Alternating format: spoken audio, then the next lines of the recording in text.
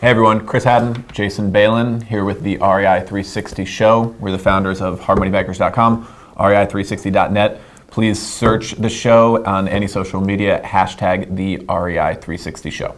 Okay, today's show is asking a question. Do you truly know your numbers when you go into a real estate deal? Because surprisingly, we see so many people, we interact with so many investors who do not. Do not know important numbers. For some reason or another, they're always missing, a cost here, a cost there. So in a second, we're going to go over all the purchase costs, all the holding costs, all the financing costs, all the resale costs. We're going to give you a really quick formula. We'll break it down on this whiteboard as well. So no matter if you're in your house or in your car or inside a property, you can kind of just circle back to this and you'll never miss one again, and you'll know exactly how much money you're going to be making on each one of your flips. Check it out right now.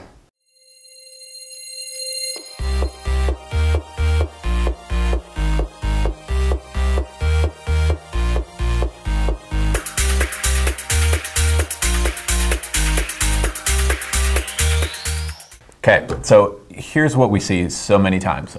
Mainly, well, also, in REI 360 and the members there and the people who come to our office for the meetup, but most certainly with Hard Money Bankers clients or prospective clients who are applying for financing with us, is that when they're going to buy a property, they know what, maybe half of the numbers that go into it. Like, I think everyone has an idea. Well, they know the purchase price they're going to offer. They have a rough idea of construction, and they know their projected resale price. But there's a bunch of other numbers that come straight out of your bottom line if you don't know them.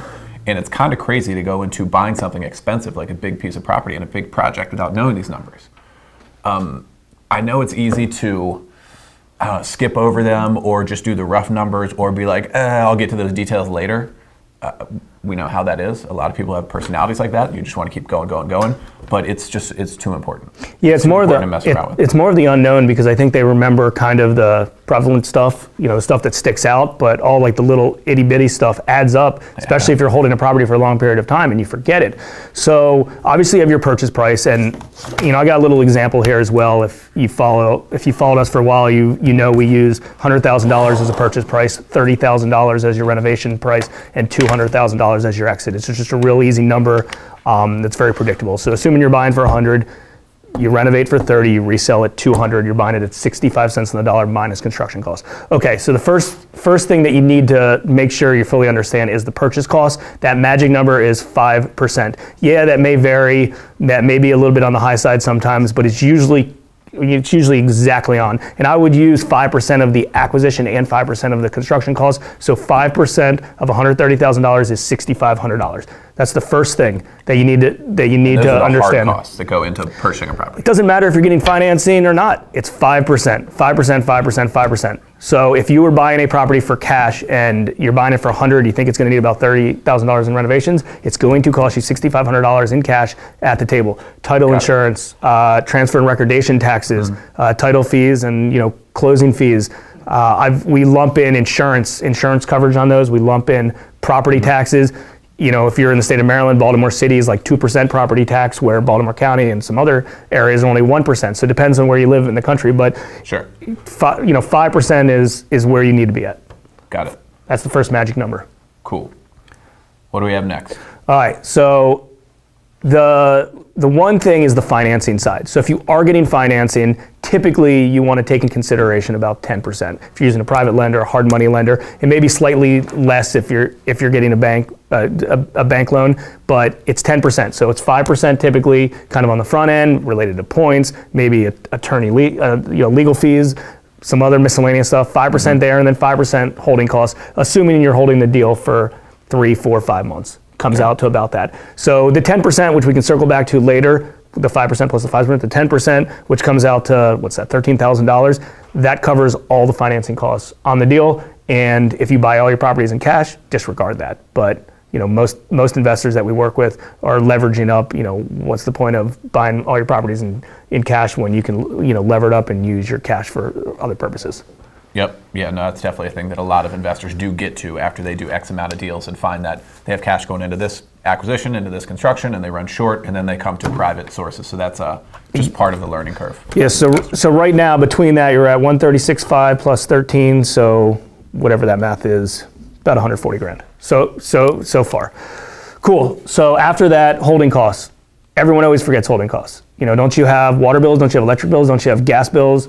You know, miscellaneous stuff. You're prepaying your insurance up front typically, but if you go over the time frame, maybe there's a different additional insurance costs. There could be additional property taxes.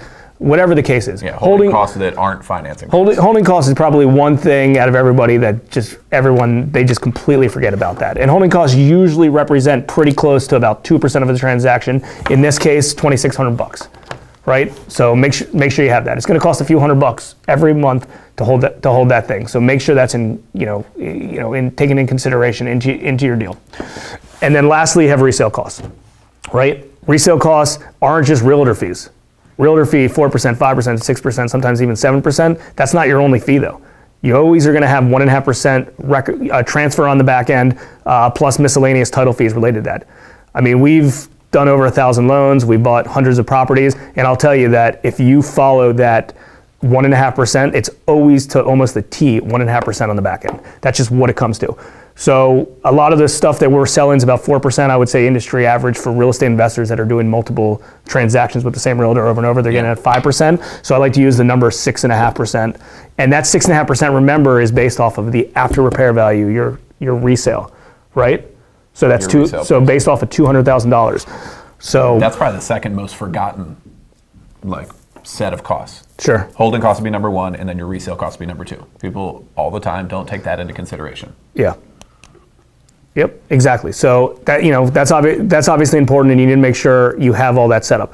Okay, so let's just do the math. If we add all of this up, right here, it comes out to $165,000. Right, $165,000 is great considering you sold it for $200,000. Your all-in number. 165 is your all-in number. You're making $35,000 profit on that deal. Now there's a few unknowns that can fall into these other places like seller subsidy, which is a big thing right now. That's usually, we actually usually change that 6.5% on the back end to 9.5% on the back end because most of the deals we're involved in, we see seller subsidy about 3.5%. I did leave that out, but I do want you to kind of make that clear. So as of right now, that thing's $35,000 flip. And what's our rule of thumb for for everybody? I'm gonna even ask the studio audience just to see if they know. What is the percentage that we try to make for every dollar that we invest in a deal? So profit target. It's our profit target based off our all-in cost when you flip a property. 15 to 20 for every 100,000. That's accurate. So for every $150,000 that you're in a deal on, it doesn't matter if it's your own cash or somebody else's cash, you want to make about 20% on that money profit split. And that's what we did here, right? We were in this for about 150 grand or so, and we're making $35,000 profit.